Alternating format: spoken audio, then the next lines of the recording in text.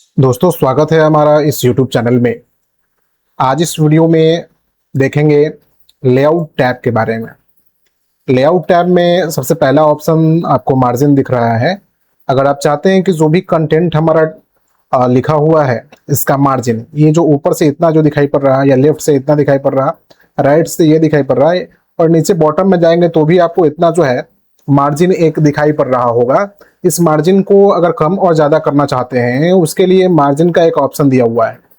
Margin में कुछ पहले से बनाया हुआ मार्जिन का साइज है। अगर आप वो सब यूज करना चाहते हैं तो सिंपली उस पर क्लिक करेंगे तो जैसा देख के देखिए मार्जिन जो है इधर से कम हो गया है। इस पर क्लिक करना, देखिए कुछ इस प्रकार का मार्जिन सेट किया गया, इसमें कुछ इस प्रकार किया हुआ है। देखिए ये ऐसा है। तो इसमें पहले से जो है मार्जिन का कोई एक एक दिया फॉर्मेट बना बनाकर जो है सेट किया गया है। अगर आप अपने हिसाब से चाहते हैं कि मार्जिन को कम और ज़्यादा करें तो उसके लिए मार्जिन में एक नीचे की तरफ ऑप्शन मिलेगा कस्टम मार्जिन का। कस्टम मार्जिन पे क्लिक करते हैं दोस्तों तो यहाँ पे मार्जिन के लिए एक टॉप बॉटम लेफ्ट राइट का एक मार्जिन आ गया है। हम यहाँ से 0.6 सेंटीमीटर जो है हम चाहते हैं कि मार्जिन टॉप से छूटे और सेम जो है 0.6 जो है 5 या 6 जो है वो चारों साइड से जो है वो छोड़ा जाए। तो उसके लिए हम लोग सारे में सेट कर दिए हैं। ओरिएंटेशन पूछता है कि पेज का ओरिएंटेशन कैसा है, खड़ा पे चाहिए कि चौड़ा पे चाहिए। ये लैंडस्केप जो है वाइड पेज कहलाता है और पोर्ट्रेट टॉल पेज, जैसा कि यहाँ प्रीव्यू में भी दिख रहा है। हम पोर्ट्रेट चाहिए तो पोर्ट्रेट पे क्लिक किए और ओके बटन पे क्लिक किए दोस्तों।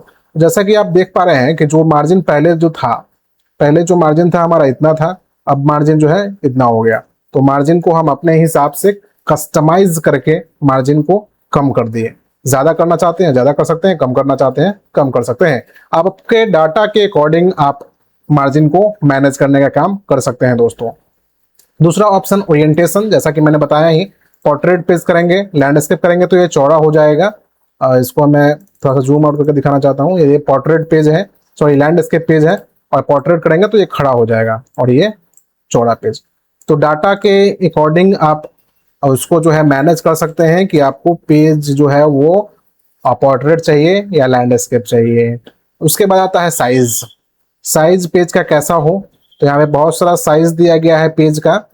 अगर आप कोई भी साइज को यूज करते हैं उसके हिसाब से वो साइज आ जाएगा।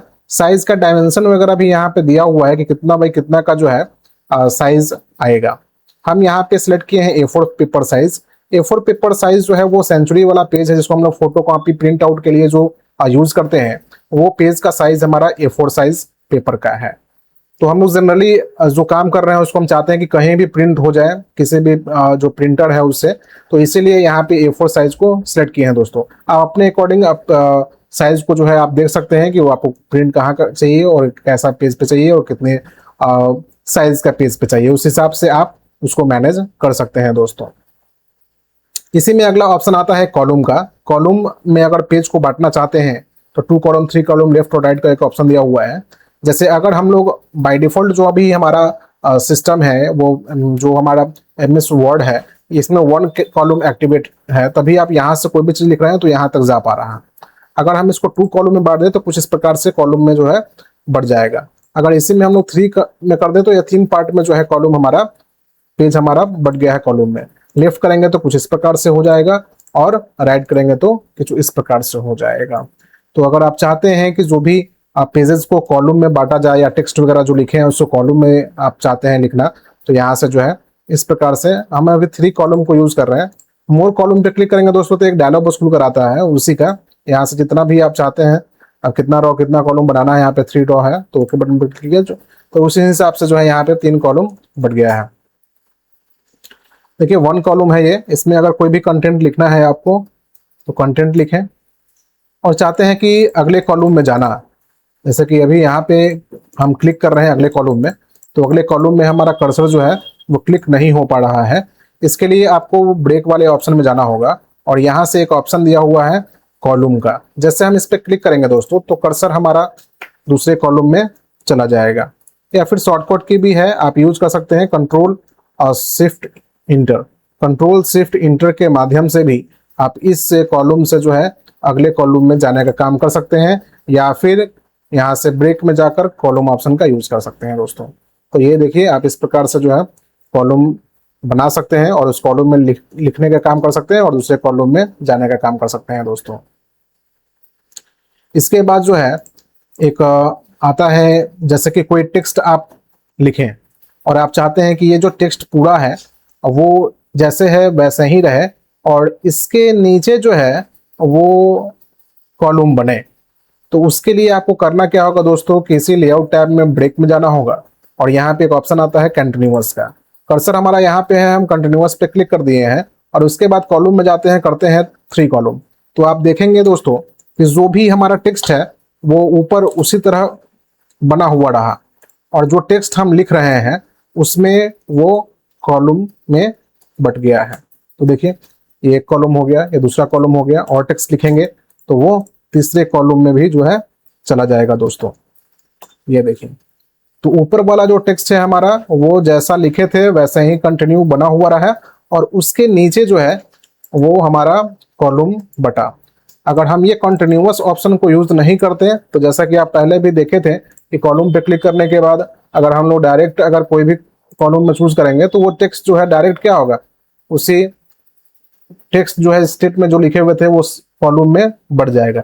लेकिन आप उसी चीज को अगर कंटिन्यूअस यूज करके अगर काम कर रहे हैं दोस्तों, यहाँ से ब्रेक में जाना है, कंटिन्यूअस पे क्लिक करना है और उसके बाद जो भी आप कॉलम बांटे हैं वो कुछ इस प्रकार से जो है बट के आएगा।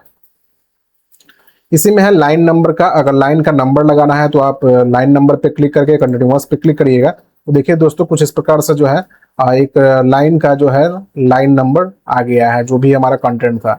ऊपर में चाहते हैं यहाँ पे क्लिक किए दोस्तों, लाइन नंबर में गए, कंटिन्यूअस पे क्लिक किए तो आपका जो है जो कि कॉलम में बटा हुआ है, इसलिए यहाँ से जो है कॉलम अपना ले लिया है लाइन का नंबर।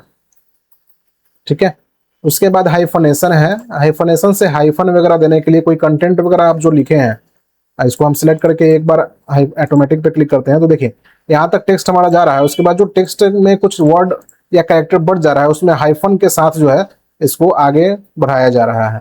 तो हाइफनेशन का काम है हाइफन यूज करके और टेक्स्ट को कंटिन्यू करना। यहाँ पे नन कर देंगे, जैसा था वैसा हो जाएगा। और चाहते हैं कि नंबर वगैरह जो लाए हैं उसको हटाना तो नन कर दिया जाएगा इसको भी, तो क्या होगा, नंबर हट जाएगा। यहाँ पे सबसे पहले तो टेक्स्ट को सिलेक्ट कर लेते हैं, क्योंकि नंबर टेक्स्ट जिससे टेक्स्ट में आया है उसी में आपको वापस से रन करना होगा। देखिए नंबर जो भी हम लगाए थे लाइन नंबर से, वो लाइन नंबर यहाँ से हट गया है दोस्तों। तो आज इस वीडियो में मैंने आपको बताया लेआउट टैब में margin, orientation, size, column break, hyphenation और लाइन नंबर। वीडियो अच्छा लगा हो तो वीडियो को लाइक करिए, चैनल को सब्सक्राइब करिए। मिलते हैं अगले वीडियो में, तब तक के लिए जय हिंद।